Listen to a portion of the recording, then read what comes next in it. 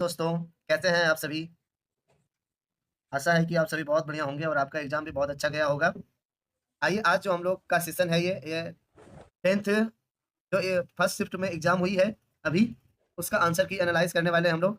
आइए जल्दी से सभी मिलते हैं और एक बार शुरुआत करते हैं अपना जो भी हमारा है, तो एक बार क्लियर करते हैं। आइए जल्दी से आप सभी जुड़िए और स्टार्ट करते हैं हम लोग। जल्दी से आप सभी जुड़ें।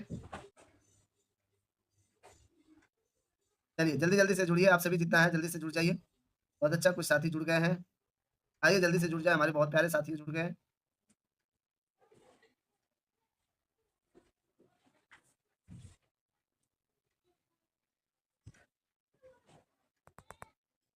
प्लस 8 है, आप जान सकते हैं ये हमारा क्या है सब्जेक्टिव में आ जाएगा। तो इसमें अभी हम जो मिलाने वाले हैं ऑब्जेक्टिव और सब्जेक्टिव दोनों, आप बने रहें और आइए जल्दी से एक बार मिलाते चलते हैं और पूरा करते हैं जल्दी से अपना सेशन को। आप सभी एक बार जल्दी से प्यारा-सा कमेंट कर दें और आगे बढ़ते चलेंगे हम लोग। चलिए, पहला की बात करें, किन्हीं 2 धनात्मक पूर्णांक ए और बी के लिए यूक्लिड विभाजन परिमेयिका के अनुसार अद्वितीय पूर्णांक q तथा r होते हैं, तो समीकरण a equal to bq plus r को संतुष्ट करते हैं, जहाँ इसका जो आंसर हो जाएगा वो हो जाएगा ऑप्शन नंबर बी सही हो जाएगा, ऑप्शन नंबर बी सही हो जाएगा। अगली बात करें, इसमें अगला जो हमारा टर्म है यूक्लिड विभाजन एल्गोरिथम के अनुसार 867 तथा 500 255 का महत्तम समावर्तक क्या होगा? तो 2 नंबर का जो आंसर हो जाएगा वो हो जाएगा 51, ऑप्शन नंबर डी सही हो जाएगा। इसका डी सही हो जाएगा। आइए अगला देखते हैं, इतना हमारे पास संख्या है 7429 के अभाज्य गुणनखंडों का गुणनफल क्या होगा? तो 3 नंबर का जो आंसर हो जाएगा वो 17 गुना 19 गुना 23, 17 गुना 19 गुना 23, ऑप्शन नंबर ए सही हो जाएगा। इसका ऑप्शन नंबर ए सही हो जाएगा। अगला देखिए कह रहा है, यदि 2 संख्या ए तथा बी का लघुत्तम समावर्तक तथा महत्तम समावर्तक क्रमशः सी तथा डी हो, तो इसका आंसर हो जाएगा A into B equal to C into D. Option number C सही हो जाएगा, इसका करेक्ट। ऑप्शन नंबर सी सही हो जाएगा। आइए अगला देखते हैं, निम्नलिखित में कौन सी परिमेय संख्या है? इसमें परिमेय संख्या कौन सा है? इसमें जो हो जाएगा आपका परिमेय संख्या वो हो जाएगा ऑप्शन नंबर सी सही हो जाएगा। √4 आप जानते ही हैं इसका क्या हो जाएगा, 2 इंटू 2, तो 2 क्या हो गया, परिमेय संख्या हो गया इसका। तो इसका जो आंसर हो जाएगा वो सी सही हो जाएगा। ऑप्शन नंबर सी सही हो जाएगा। अगला कह रहा है, ऐसी संख्या जिसका व्यापक रूप q p बाई q होता है, जहाँ p और q पूर्णांक है तथा q does not equal to 0 कहलाती है। क्या कहलाती है? सम संख्या, विषम संख्या, परिमेय संख्या। तो इसमें हो जाएगा आपका रेशनल नंबर, अर्थात ऑप्शन नंबर सी सही हो जाएगा, इसका परिमेय संख्या। अगला देखें, वैसी संख्या जिसका दशमलव प्रसार न तो शांत होता है और न आवर्ती कहलाती है। क्या कहलाता है? तो इरेशनल नंबर कहलाएगा। इरेशनल नंबर यानी कि ऑप्शन नंबर जो हो जाएगा आपका ए हो जाएगा, इरेशनल नंबर, ऑप्शन नंबर ए सही हो जाएगा। अगला देखिए, इतना इतना का अगर हम लोग सॉल्व करेंगे तो कितना आएगा इसकी आंसर? इसका जो आंसर आएगा 8 नंबर का वो आएगा 29 माइनस 12 यानी 29 माइनस 125। तो इसका जो आंसर हो जाएगा ऑप्शन नंबर ए सही हो जाएगा। ऑप्शन नंबर ए सही हो जाएगा। ये ऑप्शन नंबर ए। चलिए, आगे देखते हैं, बहुपद इतना है तो इसका आंसर क्या होगा? इसका आंसर होगा x minus 1 x minus 3, x minus 1 x minus 3, option number C सही हो जाएगा इसका। 9 नंबर का इसका गुणनखंड कितना होगा? बहुपद का गुणनखंड जो होगा x minus 1 into x minus 3। अगला देखते हैं हम लोग, बहुपद इतना इतना है तो शून्यक क्या होगा? इसका जो शून्यक होगा -2 और -5, -2 -5, ऑप्शन नंबर ए करेक्ट हो जाएगा। अगला देखिए कह रहा है, बहुपद इतना इतना शून्यकों का योग कितना होगा? तो इसका जो आंसर हो जाएगा वो हो जाएगा 7/6, ऑप्शन नंबर बी करेक्ट हो जाएगा। अगला है, बहुपद इतना इतना दिया हुआ है तो इसका शून्यकों का गुणनफल क्या है? इसमें जो आंसर हो जाएगा आपका वो होगा 1/2, ऑप्शन नंबर डी करेक्ट हो जाएगा। ऑप्शन नंबर डी करेक्ट हो जाएगा, 1/2। अगला देखते हैं हम, शून्यकों को -3 तथा 2 वाला बहुपद है तो इसमें अगर देखा जाए तो क्या होगा आंसर? 13 नंबर का जो आंसर हो जाएगा आपका x square plus x minus 6, option number B correct हो जाएगा। 1 minute, x plus x square plus x minus 6, option number B correct हो जाएगा। ऑप्शन नंबर बी करेक्ट हो जाएगा। अगला देखें, रैखिक समीकरण युग्म इतना इतना दिया हुआ है तो आलेखिक निरूपण क्या है? इसमें जो हो जाएगा वो हो जाएगा आपका इंट्रांसिटिक लाइन्स, यानी कि इंट्रांसिटिक लाइन से हो जाएगा प्रतिच्छेदी रेखाएं, ऑप्शन नंबर ए सही हो जाएगा इसका। ए सही हो जाएगा।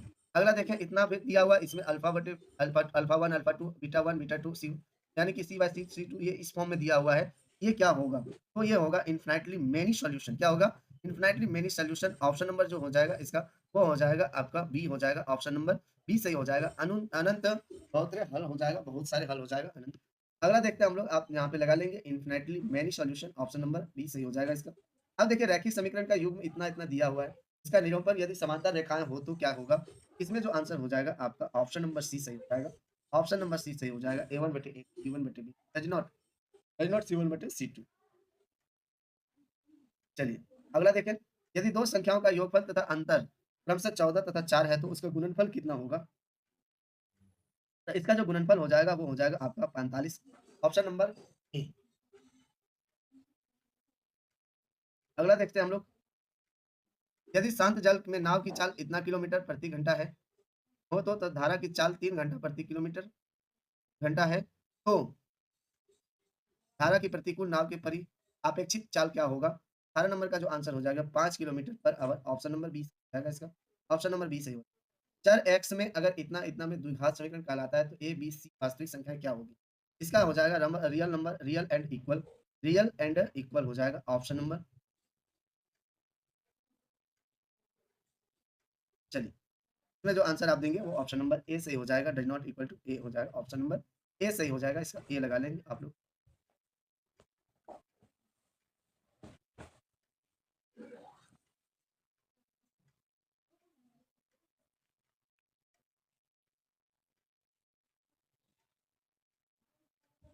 अगला है, इतना-इतना विवेचक है तो 20 नंबर का जो आंसर हो जाएगा वो हो जाएगा आपका 76 है। क्या हो जाएगा? 76। ऑप्शन नंबर बी सही हो जाएगा इसका।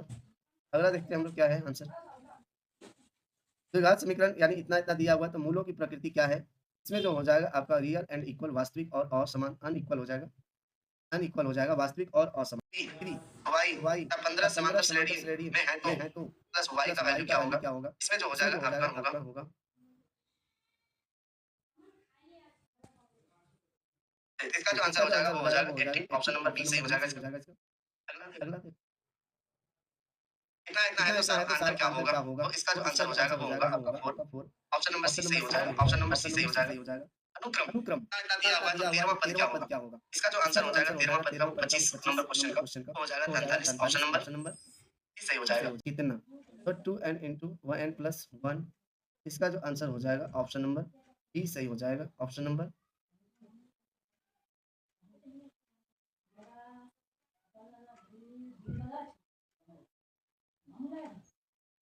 अगला देखिए, इसमें इतना दिया हुआ है तो इसका जो पद क्या होगा? इसका जो पद हो जाएगा आपके पास, मैं दे रहा हूँ थोड़ा, चलिए, इसका हो जाएगा 980। ऑप्शन नंबर बी सही हो जाएगा 980।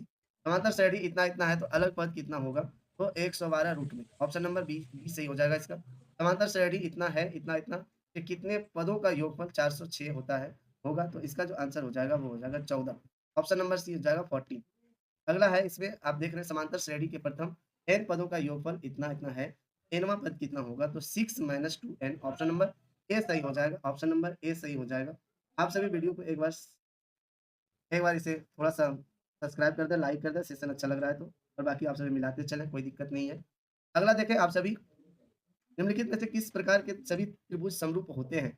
31 नंबर का जो आंसर हो जाएगा वो हो जाएगा इक्विलैटरल ट्रायंगल हो जाएगा। ऑप्शन नंबर जो होगा समबाहु त्रिभुज। ऑप्शन नंबर सी सही हो जाएगा। ऑप्शन नंबर सी सही हो जाएगा। अगला देखते हैं हम लोग 32 नंबर का, समान भुजाओं वाले 2 बहुभुज समरूप है तो उनकी संगत भुजाओं में संबंध कितना है? इसमें जो हो जाएगा प्रोपोर्शनल हो जाएगा यानी समानुपाती हो जाएगा। ऑप्शन नंबर जो हो जाएगा इसका क्या होगा? समानुपाती। ऑप्शन नंबर बी सही हो जाएगा, समानुपाती, प्रोपोर्शनल। अगला देखिए, 2 समरूप त्रिभुजों के क्षेत्रफलों का अनुपात 4:9 है, उसकी संगत भुजाएँ कितनी, इसका अनुपात क्या है? इसमें जो हो जाएगा 2:3 हो जाएगा।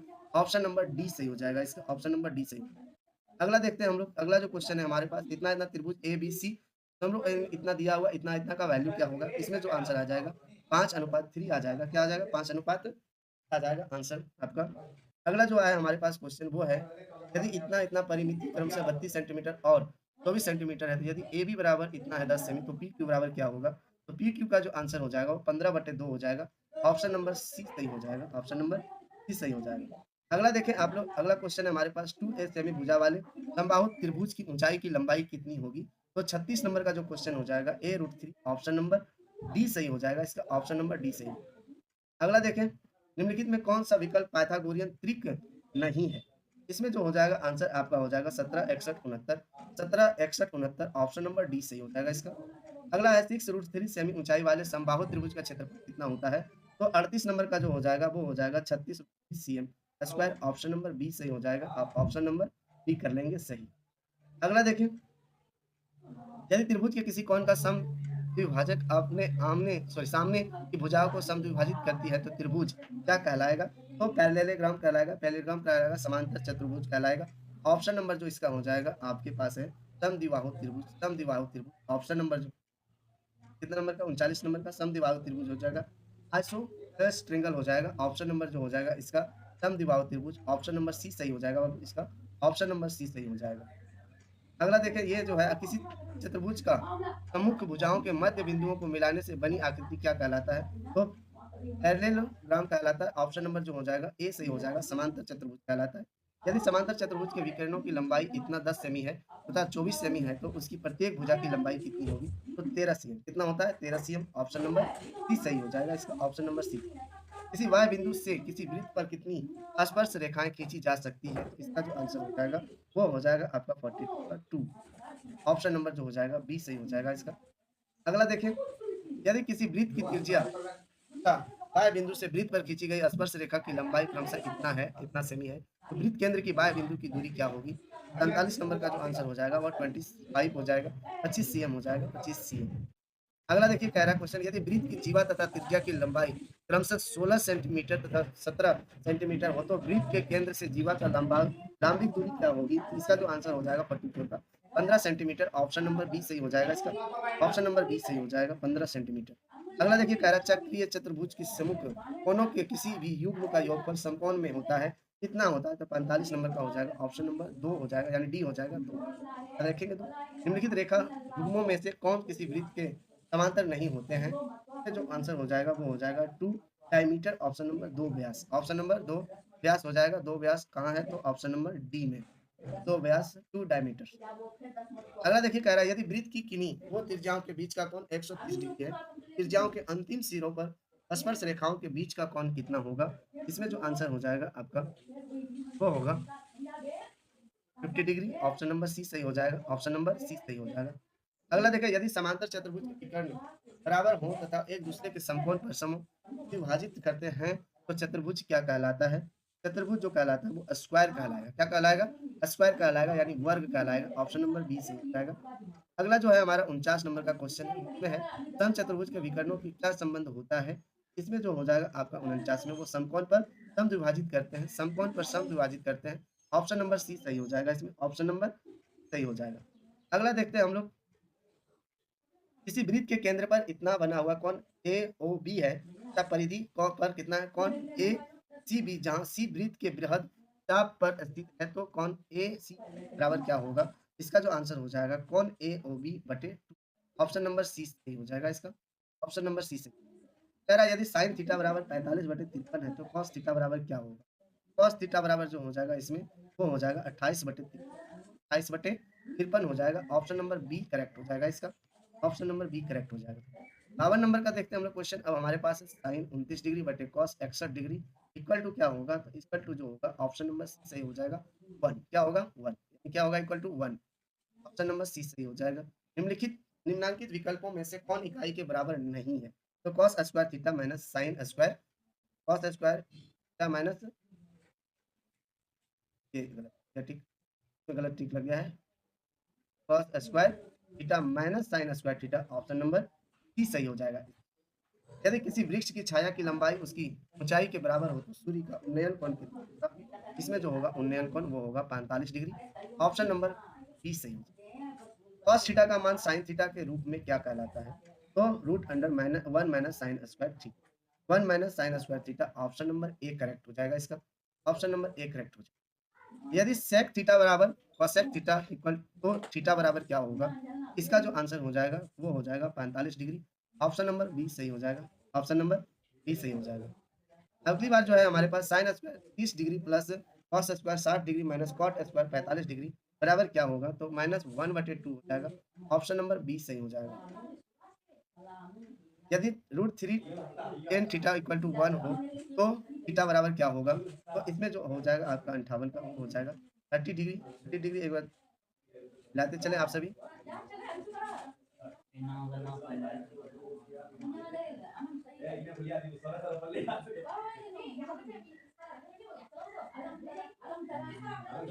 यदि cot A plus 1/cot A equal to, तो टेन स्क्वायर ए बराबर इतना है, तो इसका वैल्यू क्या होगी? इसमें जो हो जाएगा ऑप्शन नंबर सी करेक्ट हो जाएगा 2। अगला है साइन के पावर 4 थीटा माइनस कॉस के पावर 4 थीटा बराबर क्या होगा? इसमें हो जाएगा 2 sine square theta minus 1, option number B correct हो जाएगा। 1 मिनट रुकिए। 2 sine square theta, 2 sine square हो जाएगा, ये ठीक थोड़ा सा गलती लग गया है। 2 sine square theta minus 1, option number B सही हो जाएगा इसका।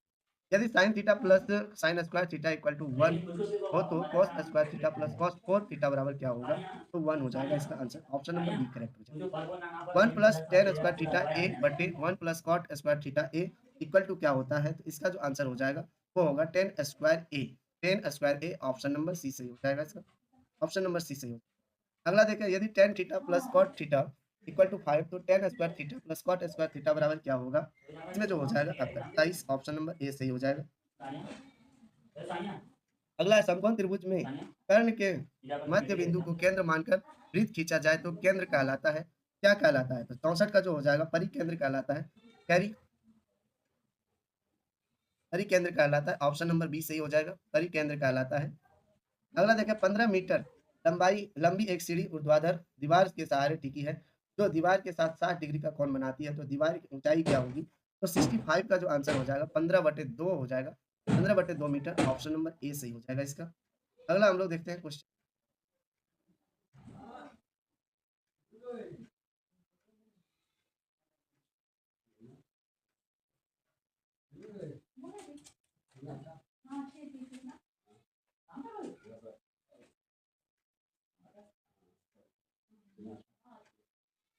एक मिनट रुक जाएंगे, थोड़ा सा पीडीएफ राउंड हो गया, इसको एक बार सीधा कर लेते हैं, फिर हम लोग आगे बढ़ते हैं। चलिए, एक मिनट रुक जाएंगे, ये पीडीएफ थोड़ा सा राउंड कर लेते हैं।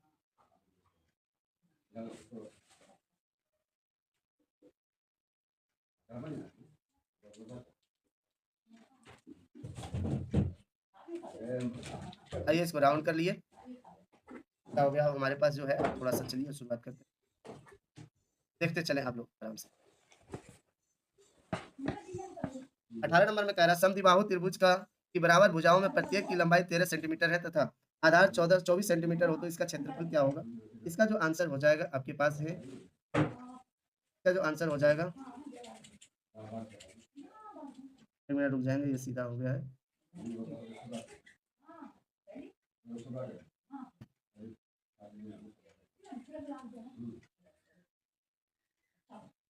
इसका जो आंसर हो जाएगा वो हो जाएगा 60 मीटर यानी 60 centimetre square, option number B सही हो जाएगा इसका। अगला है, यदि समबाहु त्रिभुज का क्षेत्रफल इतना सेंटीमीटर है, तो इसकी परिमिति क्या होगा? इसकी परिमिति क्या होगा? तो 36 सेंटीमीटर होगा, ऑप्शन नंबर सी सही हो जाएगा इसका। किसी वर्ग के विकर्ण की लंबाई 10√2 सेंटीमीटर है, तो इसका क्षेत्रफल क्या होगा? तो इसका जो आंसर हो जाएगा 100 metre square, 100 centimetre square, option number B सही हो जाएगा इसका। अगला देखते हैं हम लोग, अगला हमारे पास जो क्वेश्चन है वो है, बिंदु इतना इतना दिया हुआ, तो बीच की दूरी क्या होगी? तो 71 नंबर जो आंसर हो जाएगा वो हो जाएगा 10 इकाई, 10 यूनिट, ऑप्शन नंबर बी सही हो जाएगा। 300 अगर इतना इतना दिया हुआ है, तो बाह्य त्रिभुज की परिमिति क्या होगा? 72 का आंसर जो हो जाएगा 56 यूनिट हो जाएगा, ऑप्शन नंबर डी करेक्ट हो जाएगा, ऑप्शन नंबर डी। मूल बिंदु से बिंदु 11 और 60 है की दूरी है, तो इसमें क्या होगा? यानी बीच दूरी की इकाई कितनी होगी? इसका जो आंसर हो जाएगा 61 यूनिट हो जाएगा, ऑप्शन नंबर डी सही हो जाएगा। आइए अगला क्वेश्चन पे आते हैं, यदि बिंदु इतना इतना दिया हुआ है, तो ए बी एक रैखिक है, तो क्या होगा? इसका जो हो जाएगा 2a इक्वल टू बी हो जाएगा, ऑप्शन नंबर सी सही हो जाएगा। शीर्ष बिंदु इतना इतना दिया हुआ है, तो बने त्रिभुज का क्षेत्रफल कितना होगा? इसमें हो जाएगा 8 centimetre square, 8 centimetre square, 8 centimetre square हो जाएगा। अगला हम लोग देखते हैं, अर्धवृत्त की परिमिति है क्या है? अर्धवृत्त का परिमिति क्या होता है? तो pi r plus 2r, pi r plus 2r, option number C सही हो जाएगा इसका। अगला पे हम लोग आते हैं, 10 सेंटीमीटर व्यास वाले वृत्त की परिधि कितनी होती है? तो 88 होती है, 88 सेंटीमीटर होगी, ऑप्शन नंबर सी सही हो जाएगा। 14 सेंटीमीटर त्रिज्या वाले वृत्त के त्रिज्यखंड की परिमिति 50 सेंटीमीटर है, तो त्रिज्यखंड का केंद्रीय कोण क्या होगा? तो 78 का जो हो जाएगा 72 डिग्री हो जाएगा, 72 डिग्री, ऑप्शन नंबर सी सही हो जाएगा। एक तार 28 सेंटीमीटर त्रिज्या वाले वृत्त के रूप में मुड़ी हुई है, इसे पुनः वर्गाकार तार में के रूप में मोड़ने पर इसकी भुजाओं की लंबाई क्या, इनकी भुजा की लंबाई क्या है? तो 79 का जो आंसर हो जाएगा 44 cm, PM option number C सही हो जाएगा 44 सेंटीमीटर। यदि वृत्त का क्षेत्रफल वर्ग के क्षेत्रफल के बराबर हो तो इनकी परिमिति का अनुपात है कितना? तो इसका जो हो जाएगा पाई अनुपात 2 ऑप्शन नंबर बी करेक्ट हो जाएगा इसका ऑप्शन। पाई अनुपात 2 है तो इसका क्या हो जाएगा? ऑप्शन नंबर बी सही हो जाएगा। अगला देखते हैं हम लोग यदि 2 वृत्तों की परिधि का अनुपात इतना-इतना है यानी 3:4 है तो इसका क्षेत्रफल का अनुपात क्या होगा? तो 9:16 हो जाएगा, 9:16 ऑप्शन नंबर ए सही हो जाएगा। एक त्रिज्यखंड के केंद्रीय कोण का मान 60 डिग्री है तो तथा त्रिज्या 21 सेंटीमीटर हो तो चाप की लंबाई क्या होगा? इसका जो आंसर हो जाएगा 22 सेंटीमीटर ऑप्शन नंबर सी सही हो जाएगा। अगला हम लोग देखते हैं 6 सेंटीमीटर 6 सेंटीमीटर किनारे वाले 3 घनों के घनाभ बनाने हेतु प्रारंभ से अंत तक जोड़ा जाता है तो परिणामी घनाभ का आयतन है कितना? तो इसमें जो हो जाएगा 83 का वो हो जाएगा 648 सेंटीमीटर क्यूब। तो 648 ऑप्शन नंबर ए सही हो जाएगा 648 सेंटीमीटर। अगला है हमारे पास यदि 2 गोलों का पृष्ठ क्षेत्रफल 16:9 है, 9 के अनुपात में हो तो उसके आयतन का अनुपात क्या होगा? तो 64:27 हो जाएगा। ऑप्शन नंबर बी सही हो जाएगा इसका। यदि घन का संपूर्ण पृष्ठ क्षेत्रफल इतना-इतना है, तो इस इतना सेंटीमीटर है तो इसका आयतन क्या होगा? 25 का जो हो जाएगा 1728 घन सेंटीमीटर। ऑप्शन नंबर ए सही हो जाएगा। अगला हम लोग देखते हैं, यदि घनाभ के 3 आसन फलकों के क्षेत्रफल क्रमशः एक्स, वाई, जेड हो तो घनाभ का आयतन कितना होगा? इसका जो आंसर हो जाएगा घनाभ का आयतन वो हो जाएगा आपका root under x y z, root under x y z. अगला जो है एक बेलन की ऊंचाई 14 सेंटीमीटर है तथा इसका वक्र पृष्ठ कितना वर्ग सेंटीमीटर है? इसका आयतन क्या होगा? इसमें जो हो जाएगा आपका 396 क्या हो जाएगा? 396 सेंटीमीटर क्यूब। नंबर निम्नलिखित के निम्नांकित के में केंद्रीय प्रवृत्ति किस मापक की गणना के लिए संचय बारंबारता सारणी की आवश्यकता है? तो 88 का जो हो जाएगा वो हो जाएगा मेडियन हो जाएगा। मेडियन मेडियन का मतलब होता है माध्यान्ह। क्या होता है? माध्यान्ह। मेडियन हो जाएगा ऑप्शन नंबर बी सही हो जाएगा माध्य का। ऑप्शन नंबर क्या हो जाएगा? बी सही हो जाएगा माध्य का मेडियन। अगली बात करें हम लोग अगला क्वेश्चन पे आते हैं। अगला क्वेश्चन है हमारा प्रथम 10 अभाज्य संख्याओं की माध्यिका क्या होगा? इसमें जो आंसर हो जाएगा ऑप्शन नंबर बी सही हो जाएगा 12। ऑप्शन नंबर क्या हो जाएगा? 12 सही हो जाएगा। अगला आते हैं हम लोग सममित बारंबारता वितरण सारणी में होता है क्या होता है? तो इसमें जो हो जाएगा 90 का जो होगा वो होगा आपका सी सही हो जाएगा मध्य, बहुलक और माध्यिका। ऑप्शन नंबर सी सही हो जाएगा मीन, मोड, मीडियन। याद रखेंगे मीन, मोड, मीडियन, मध्य, बहुलक, माध्यिका। यदि किसी बारंबारता वितरण का मध्य माध्य तथा बहुलक 28 तथा 16 हो तो माध्यिका क्या होगा? इसमें होगा 24। क्या होगा? 24। ऑप्शन नंबर सी सही हो जाएगा। अगला देखिए 24 संख्याओं का औसत शून्य है। इसमें से अधिकतम से कितनी संख्याएं शून्य से बड़ी हो सकती है? 92 का जो आंसर हो जाएगा वो 23 हो जाएगा। Option number 23। अगला है हमारा एक निश्चित घटनाओं की प्रायिकता होती है। क्या होगा इसका? तो इसका जो आंसर हो जाएगा वो 1 होता है। ऑप्शन नंबर डी सही हो जाएगा 1। एक पासे को एक बार उछाला जाता है तो एक अभाज्य संख्या आने की प्रायिकता क्या है? 1/2 ऑप्शन नंबर ए सही होगा। अगला जो हमारे पास क्वेश्चन है वो इस प्रकार से है, देखिए थोड़ा-सा क्लियरिटी नहीं दिख रहा है। अगला देखते हैं। अब जो है 95 का निम्नलिखित में से कौन-सा विकल्प सही घटना की प्रायिकता नहीं है? क्या हो जाएगा इसका? 1.2 ऑप्शन नंबर ए सही हो जाएगा इसका। यदि पीई किसी घटना ई की प्रायिकता को दर्शाता है तो ये क्या हो जाएगा? ऑप्शन नंबर सी हो जाएगा। ऑप्शन नंबर सी हो जाएगा। अगला देखिए, एक असंभव घटना की प्रायिकता होती है, क्या होती है? तो 0 क्या होता है? असंभव घटनाओं का क्या होता है प्रायिकता? 0।